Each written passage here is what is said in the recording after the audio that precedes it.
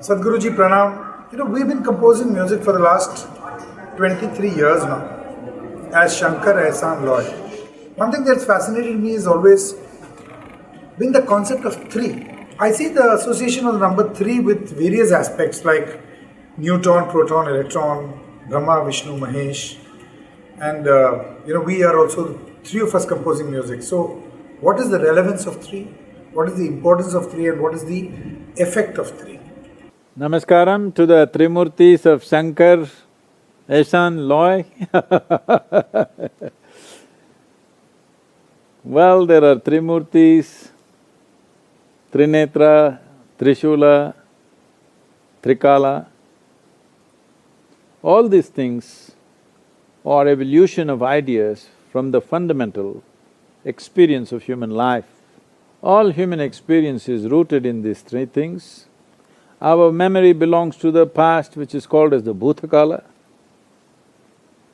Our experience always is Vartamana or the present, and our imagination and aspirations are always of the future, which is Bhavishya. So essentially, human experience of life happens between memory, experience and imagination. Based on this, many aspects which spring from these three experiences were crystallized in our culture as three: Trinetra, Trikala, Trishula, and all of and you guys, Trimurtis. So this fundamental needs to be understood, that all these three dimensions exist in Vartaman. All this past and future actually exists now, because it's only now that you can remember, it is only now that you can imagine. There's a whole lot of teaching going around in the world, particularly in United States, but I think it has also hit the western coast of India. People are going about talking, be in the moment, be in the moment.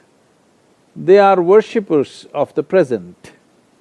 But I do not understand why somebody is telling you to be in the moment, because you cannot be anywhere else. Where else can you be? Can somebody show me where else they can be other than be in the moment? So we are anyway rooted in Vartaman, but our memories are of the past, our imaginations and aspirations are of the future. So essentially, people who worship only today, people who worship only the present, they are telling you just be in the moment, do not think about the past, do not think about the future. Well, it took millions of years to bring this level of cerebral capability for this brain to blossom like this, to be able to have a vivid sense of memory and a fantastic sense of imagination. It took millions of years of evolutionary work. But today, somebody is telling you, let's junk all that and be like a earthworm. I have nothing against earthworm, it's a very eco-friendly creature. But all this evolutionary work that has happened upon us to bring us to this level of cerebral capability should not be surrendered to some simple philosophy. The reason why people are saying this is because the only two fundamentals of people's misery is just this. People can suffer what happened 10 years ago. People can suffer what may happen day after tomorrow already. This means they are not suffering life, they are suffering their memory and their imagination, two most fantastic faculties that a human being has.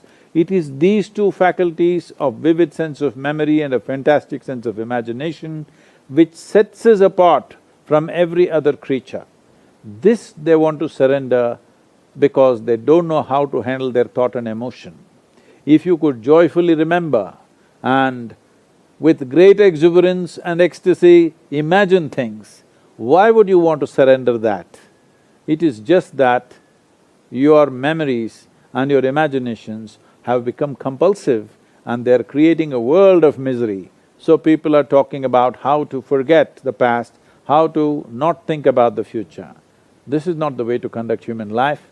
It's very important. All these trikalas are there, the three dimensions, the trishulas are there, and trinetras are there, the three dimensions of seeing life and experiencing life is there.